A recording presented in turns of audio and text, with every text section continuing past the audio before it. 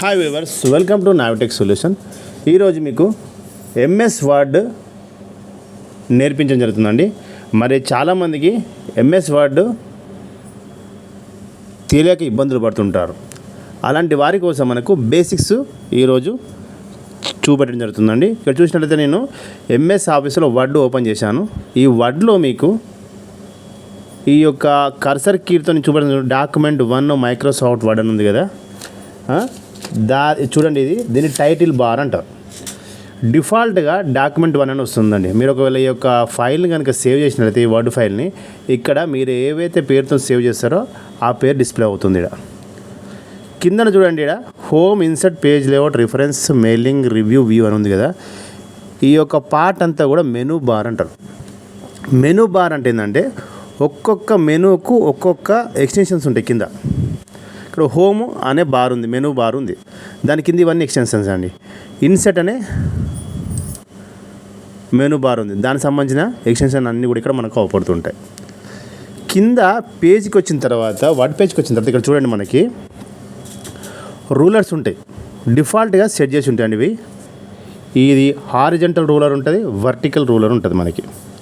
మరి horizontal ruler, vertical ruler ఎందుకు అంటే, మనము ఈ వర్డ్లో కనుక టైప్ చేసినట్లయితే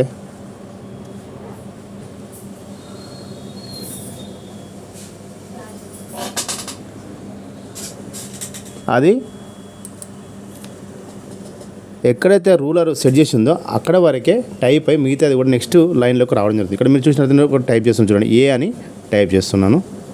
డిఫాల్ట్గా నెక్స్ట్ లైన్కి వచ్చేస్తుంది. ఎందుకంటే ఈ రూలర్లో హారిజంటల్, వర్టికల్ అని సెట్ చేసి ఉండడం జరిగింది. ఈ విధంగా ఎంఎస్ వర్డ్లో మనము ఈ యొక్క సెట్టింగ్స్ అన్నీ కరెక్ట్గా ఉన్నట్లయితే మన ఇక్కడ వర్డ్లో పనిచేయడానికి మనకు వీలుగా ఉంటుంటుంది. ఒకవేళ పేజీ నెక్స్ట్ పేజీకి వెళ్ళాలన్నప్పుడు ఏమవుతుందంటే, ఈ యొక్క కర్సర్ పాయింట్ ఉంటాయి కదా, ఈ కర్సర్ పాయింట్ క్లిక్ చేసి ఎంటర్ నొక్కండి, నెక్స్ట్ పేజ్కి వెళ్ళిపోతుంది. అది కూడా మనకి ఈ విధంగా హారిజంటల్, వర్టికల్ రూలర్లో డిఫాల్ట్గా చేసి ఉండడం జరుగుతుందండి.